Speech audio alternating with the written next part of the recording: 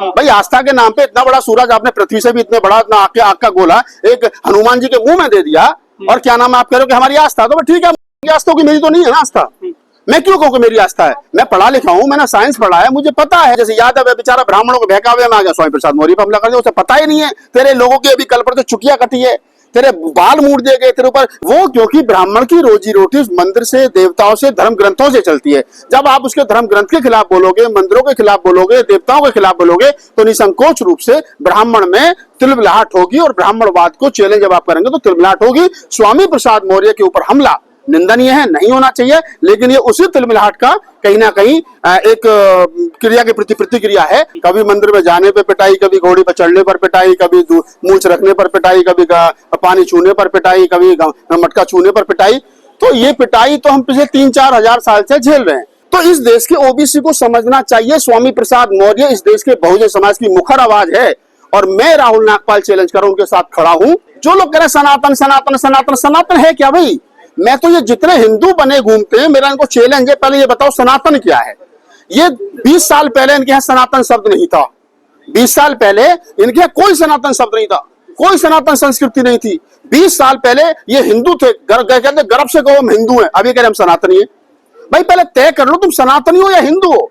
भगवान बुद्ध ने कहा है एज धम्मो सनातनो, सनातन वो है जिसमें कोई परिवर्तन ना हो सके, आकाश से लेकर के और जमीन तक पूरे भूमंडल में जिसमें कोई परिवर्तन ना हो सके, जो नेचर के ऊपर डिपेंड करता हो, वो सनातन है। ये कौन से सनातन है भाई? तुम्हें कल को 2 पैसे ढंग के मिल जाए, तुम भगवा उतार करके हरा कपड़ा पहन करके मजार पे बैठ जाओगे तो पैसे के चक्कर में, तो ये सनातनी नहीं है। सनातनी तो हम लोग हैं जो नेचर के ऊपर डिपेंड करते हैं, नेचर को सलाम करते हैं। इनके यहाँ तो हर 6 महीने के बाद में नया बाबा आ जाता है, नया भगवान आ जाता है, तो सनातनी थोड़ी है। लेकिन स्वामी प्रसाद मौर्य रामचरितमानस को, मनुस्मृति को कोसते हैं पब्लिक डोमेन में जाकर मन से खुलेआम। बाबा साहब डॉक्टर अम्बेडकर ने मनुस्मृति जलाई थी आज से लगभग 100 वर्ष पहले, 100 वर्ष पहले लगाई थी। और 1956 में बाबा साहब ने नागपुर की दीक्षा भूमि के खड़े होकर, जिसको आज हम दीक्षा भूमि कहते हैं, वहां खड़े होकर के कहा था 7 लाख लोगों के साथ में कि मैं राम कृष्ण को ईश्वर नहीं मानूंगा, ना उनकी पूजा करूंगा। मैं गौरी गणपति को ईश्वर नहीं मानूंगा, ना उनकी पूजा करूंगा। मैं ब्रह्मा विष्णु महेश को ईश्वर नहीं मानूंगा, ना उनकी पूजा करूंगा। मैं ब्राह्मणों के हाथों से कोई कर्मकांड नहीं कराऊंगा, ना उनकी पूजा करूंगा। ये बाबा साहब डॉक्टर अम्बेडकर ने 14 अक्टूबर 1956 को नागपुर में कस्में खाई थी, और इन 22 प्रतिज्ञाओं को मोदी सरकार छाप करके बेचती है, पैसे कमाती है। तो ये कहना कि पब्लिक डोमेन में कुछ कह दे रहे, तुम घर में बैठ करके कुछ बोल दो, लिख दोगे, अनाप शनाप इतना बड़ा सूरज हनुमान के मुंह में दे दोगे, तो वैज्ञानिक दृष्टिकोण से उस पर सवाल नहीं खड़ा किया जाएगा क्या? आस्था है, आस्था उसमें। तो आस्था के नाम पे पूजो, तुम्हारे व्यक्तिगत सवाल है, मुझसे थोड़ी पूछ पालोगे आस्था के नाम पे। भाई आस्था के नाम पे इतना बड़ा सूरज आपने पृथ्वी से भी इतने बड़ा इतना आग का गोला एक हनुमान जी के मुंह में दे दिया, और क्या नाम है आप कह रहे हो कि हमारी आस्था, तो ठीक है आस्था की, मेरी तो नहीं है ना आस्था। मैं क्यों कहूँ कि मेरी आस्था है? मैं पढ़ा लिखा हूँ, मैंने साइंस पढ़ा है, मुझे पता है साइंस क्या कहता है। दूसरों की आस्था का सम्मान तो करो। तो मैं दूसरों की आस्था का सम्मान तो कर रहा हूँ। मैं खूब कर रहा हूँ कि आपकी आस्था का सम्मान, तो आप मेरी भी तो आस्था का सम्मान करो। भाई इस देश के अंदर नास्तिक होना गुनाह है क्या? अगर आपको आस्तिक होने का जो है वो कहीं ना कहीं संविधान जो अधिकार देता, तो मुझे नास्तिक होने का जो अधिकार भी संविधान देता है। ना संविधान से आप ऊपर है, ना संविधान से मैं ऊपर है। अगर आप ये चाहते हो कि मैं आपके धर्म का और आपकी आस्था का सम्मान करूं, तो आपकी भी ड्यूटी बनती है कि आप मेरी आस्था का सम्मान करो, मेरे नास्तिक होने का सम्मान करो। और बता रहा हूं उससे बड़ी बात, आस्तिक होना इस देश के अंदर बहुत आसान है। किसी भी 100 साल पुरानी बात को मान लेना हम आस्तिक हैं, बहुत आसान है। नास्तिक होना बहुत कठिन है। आप सवाल खड़े करिए ना, ठीक है। नास्तिक होने के लिए सवाल खड़ा करना पड़ता है। जो हमलावर हैं उनमें एक यादव युवक भी है, लेकिन ये वही यादव है जो इटावा में जिनके अभी बाल कतरे गए थे। देखिए आप समझिए, 2 चीज समझिए। अगर कोई चमार कावड़ लेने जा रहा है और उसमें बाबा साहब की फोटो लगा रखी और लोग लेके आ रहा है कावड़, अगर किसी चमार ने, महार ने, दुसाध ने, पासी ने अपने दरवाजे पर सारे देवता लगा रखे और बीच में बाबा साहब भी लगा रखे, तो आप इसको क्या कहोगे? आप इसको वही कहोगे कि अनभिज्ञ लोग हैं। जिस बाबा साहब डॉक्टर अम्बेडकर ने कहा मैं रामकृष्ण को ईश्वर नहीं मानूंगा, आज उसी डॉक्टर अम्बेडकर के सर पर दरवाजे पर सारे देवता बैठा रखे हैं, तो आप ये क्या कि मानोगे क्यों नहीं? अम्बेडकर तुझे भी मानने पड़ेंगे। हम लोग अम्बेडकर से ज्यादा बुद्धिमान हो गए। जिस अम्बेडकर ने उस समय पर यह कहा कि ओबीसी समाज जो बैकवर्ड समाज है वो इतना मजबूत है, इस देश के अंदर आधी आबादी है, अगर वो शेड्यूल कास्ट के साथ मिल जाएगा तो हम ऊपर की शक्तियों को कंट्रोल कर लेंगे, अगर ऊपर की शक्तियों के साथ मिल जाएगा तो हमें रोन देगा।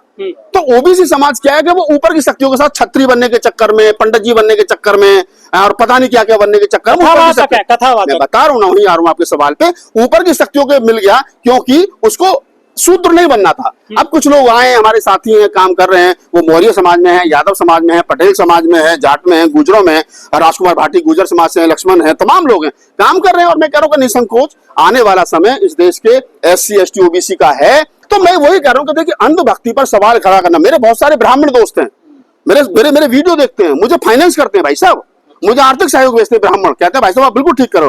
क्या इस देश के अंदर ब्राह्मण बुरा नहीं है, ब्राह्मणवाद बुरा है। इस देश के अंदर कोई जाति बुरी नहीं है, उस जाति में जो कुछ चंट और चालाक लोग हैं जो अपने आप को, जैसे यादव है बेचारा ब्राह्मणों को बहकावे में आ गया, स्वामी प्रसाद मौर्य पर हमला कर दिया, उसे पता ही नहीं है तेरे लोगों की अभी कल पर तो चुकिया कटी है, तेरे बाल मूड़ दिए गए तेरे ऊपर। तो इस देश के ओबीसी को समझना चाहिए, स्वामी प्रसाद मौर्य इस देश के बहुजन समाज की मुखर आवाज है।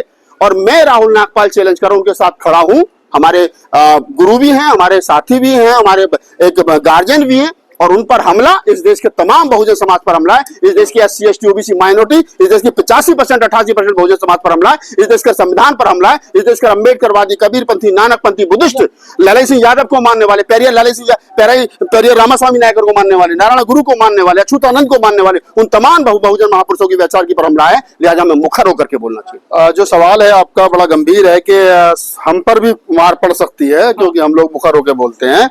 तो मैं आपकी जानकारी के लिए बता दूं कि हम पे तो पिछले 3000 साल से पड़ी रही है, कभी मंदिर में जाने पे पिटाई, कभी घोड़ी पर चढ़ने पर पिटाई, कभी मूंछ रखने पर पिटाई, कभी पानी छूने पर पिटाई, कभी मटका छूने पर पिटाई।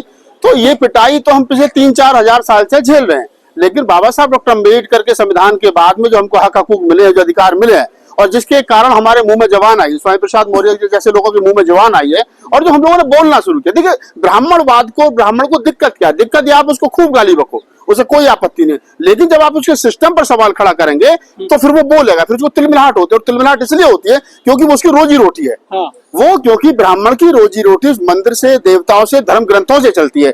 जब आप उसके धर्म ग्रंथ के खिलाफ बोलोगे, मंदिरों के खिलाफ बोलोगे, देवताओं के खिलाफ बोलोगे, तो निसंकोच रूप से ब्राह्मण में तिलमिलाहट होगी, और ब्राह्मणवाद को चैलेंज जब आप करेंगे तो तिलमिलाहट होगी। स्वामी प्रसाद मौर्य के ऊपर हमला निंदनीय है, नहीं होना चाहिए, लेकिन ये उसी तिलमिलाहट का कहीं ना कहीं एक क्रिया के प्रति प्रतिक्रिया है जो हुआ है। मैं समझता हूं कि स्वामी प्रसाद मौर्य जैसे बहादुर और भी एक बड़ी भाषा में कहूंगा वो बुजुर्ग हैं, लेकिन जिस तेज तर्रारपने से, जिस ज्ञान में मुखरता से वो बोलते हैं, निसंदेह हमें उन पर गर्व है।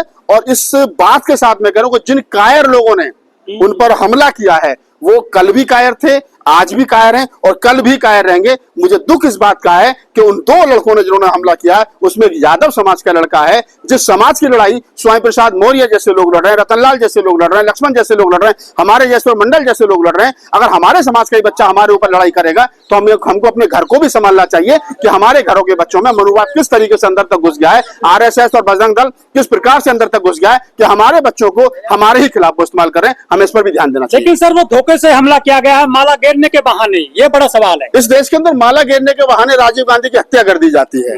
इस देश के अंदर माला घेरने के चक्कर में दिल्ली के मुख्यमंत्री केजरीवाल जी को थप्पड़ मार दिया जाता है। तो माला घेरने का क्या है कि ये एक ऐसा सिंबॉलिक है कि आदमी आया माला घेरेगा, अभिनंदन करेगा, लेकिन उसमें कोई पहले से मनसा बना करके आया हो, कायर और कहीं ना कहीं डरपोक आदमी कि मुझे नजदीक जाकर के थप्पड़ मारना है, तो ये उसकी कायरता निसंकोच रूप से जो है वो कहीं ना कहीं दर्शाती है। अगर उसके अंदर हिम्मत थी तो पहले से चैलेंज करता है, मैं स्वामी प्रसाद मौर्य को कि थप्पड़ मारूंगा। सुरक्षा मिली हुई है ना। देखिए सुरक्षा मिलना अलग चीज है, लेकिन जब आप किसी के पास मुझे जेट से नहीं मिली हो, राहुल गांधी जी को जेट सिक्योरिटी मिली हो, लेकिन अगर मैं उनके गले में माला डालूंगा तो मुझे जेट सिक्योरिटी थोड़ी रोक ली। राहुल गांधी जी खुद कहेंगे आइए, स्वामी प्रसाद मौर्य जी खुद कहेंगे आइए मेरे पास।